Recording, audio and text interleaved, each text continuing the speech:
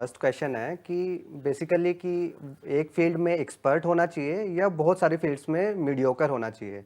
मतलब कि I think कि मतलब कि एक फील्ड में एक्सपर्ट हो गए तो आप मतलब कि फाइनेंशियली बहुत होगा कि मतलब कि एक ही फील्ड में कंपाउंडिंग किए जा रहे हो आप, मतलब आगे बढ़े जा रहे हो। लेकिन सर वो है ना कि एक जैसे कि वो रोमन कल्चर होता था ना कि आप जब यंग हो तो आप, मेरे को वो वाला सिस्टम बहुत मस्त लगता है कि पहले आप सोल्जर होते थे, फिर आप बिजनेस संभालते थे, फिर सेनेट में, फिर फाइनली आप फिलोसोफर बन जाते थे। कि एक ही लाइफ है, मतलब कि स्पेशलाइज एक ही फील्ड क्यों कर रहे हो आप बार बार।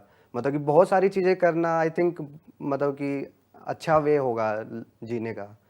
आपको क्या लगता है सर? बेसिकली देखो, इसका कोई हार्ड एंड फास्ट रूल नहीं है। ऐसा नहीं है कि यही तरीका सही है।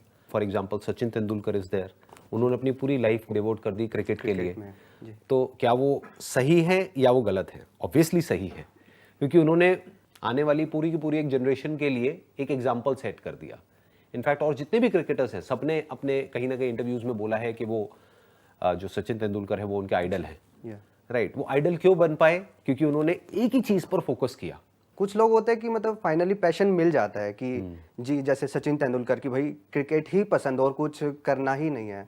बट मेरे को लगता है कि मेरे जैसे लोग भी जो इजीली बोर हो जाते हैं कि आई डोंट नो कि मतलब ये हो गया है इसका मतलब कि फेड अप हो गया, अब मे भी कुछ और करते हैं।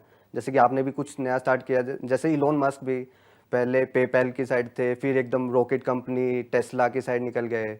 तो अब दैट्स कुछ व्हाट आई और वांट कर टू रहे हैं, टॉक देयर जी। Are lot of other things that he is doing.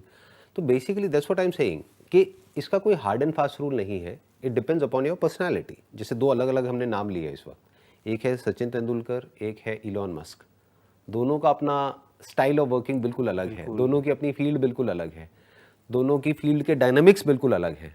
Cricket में you can't afford to do a lot many other things, क्योंकि अगर आप बहुत कुछ करने की कोशिश करोगे तो क्रिकेट से आपका ध्यान हट जाएगा। बट बिजनेस में क्या होता है कि अगर एक बार आप एक अच्छी टीम बिल्ड कर देते हो, एंटरप्रेन्योरशिप में basically it's all about team building, तो फिर आपको बहुत ज़्यादा इन्वॉल्व वहां पर होने की जरूरत नहीं है। आपको सोचना है और एग्जीक्यूशन के लिए there are people who are better than you. क्योंकि दो अलग अलग चीज़ें हैं, एक है आइडिएशन यानी कि सोचना, एक है एग्जीक्यूशन।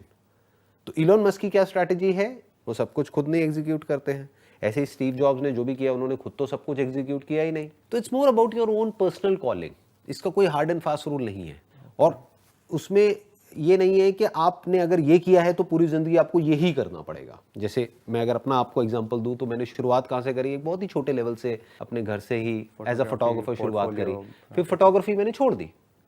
एक फोटोग्राफर के लिए या किसी भी क्रिएटिव इंसान के लिए सबसे बड़ा चैलेंज ये होता है कि जब वो एक लेवल पे पहुंच जाता है अब उसको छोड़े कैसे? या क्योंकि जैसे ही हम कैमरा किसी और को देते हैं तो वो उस लेवल पे शूट नहीं कर सकता क्वालिटी जिस लेवल डाउन पे हो हम कर जाएगी लेकिन सकते जी। हैं। क्वालिटी बिल्कुल ड्रास्टिकली डाउन हो जाती है। मतलब उस वक्त जो फोटोग्राफी कर रहे थे हमारी टीम में, तो वो बहुत ही बेकार थी, क्योंकि उन्होंने शुरुआत करी थी। ऑब्वियसली बेकार होनी ही थी। वो सीख रहे थे, जी। ज़्यादातर ने तो यहीं पे मेरे से ही सीखा था। उन्होंने कोई प्रोफेशनल कोर्स भी नहीं किया था कहीं से। तो जब मैंने उनको सिखाया तो मुझे पता था कि अभी कुछ टाइम तक वो लेवल नहीं आएगा, बट फ्यूचर में वो मेरे से बहुत बेटर करेंगे। तो वो लेवल आ गया एक दिन। आज की अगर बात करी जाए तो जो फोटोग्राफर्स हमारी कंपनी में हैं वो मेरे से फार बेटर हैं। आप कह सकते हो 1000 टाइम्स बेटर है।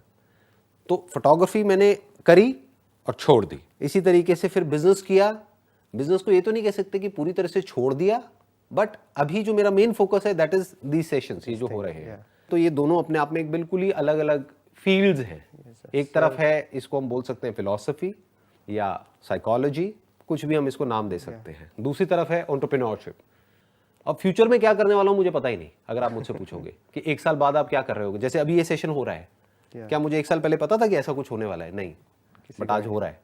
ऐसे ही एक साल बाद क्या होने वाला है, आई डोंट नो। मेरे को लगता था कि पर्सनली मेरे को नहीं पता, संदीप महेश्वरी सर को तो पता होगा कि 10 साल बाद तक मैं क्या करूंगा और वो सब। और आप कह रहे हो कि मेरे को 1 साल का भी नहीं पता है।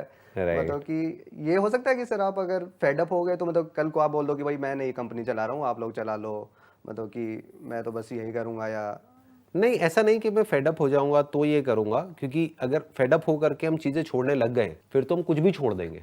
फिर तो फॉर एग्जांपल ये सेशन हो रहा है, इसको जो लोग देख रहे हैं अगर मान लो कमेंट सेक्शन में उल्टा सीधा लिखने लग गए तो मैं फेडअप हो गया, तो क्या मैं ये भी छोड़ दूं?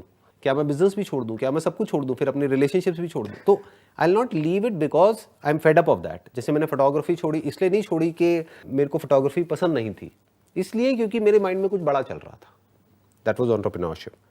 अब मेरे पास में दो ऑप्शंस थे, एक कि मैं एक और बिजनेस कोई शुरू करूं, जैसे किसी भी और एंटरप्रेन्योर ने किया या करते हैं नॉर्मली, कि एक बिजनेस किया, वो सक्सेसफुल हो गया, एक लेवल पे पहुंच गया, अब दूसरा शुरू कर दिया, तीसरा कर दिया, चौथा कर दिया। Maybe like Bill But- Gates philanthropy की राइट, बट बेसिक अगर आप डायनामिक्स को समझोगे तो बिजनेस इज बिजनेस, उसमें नया क्या हुआ, कुछ भी नहीं, बस प्रोडक्ट अलग है, सर्विस अलग है, जी इंडस्ट्री अलग है, बट जो बेसिक्स है बिजनेस के वो तो सेम ही है ना।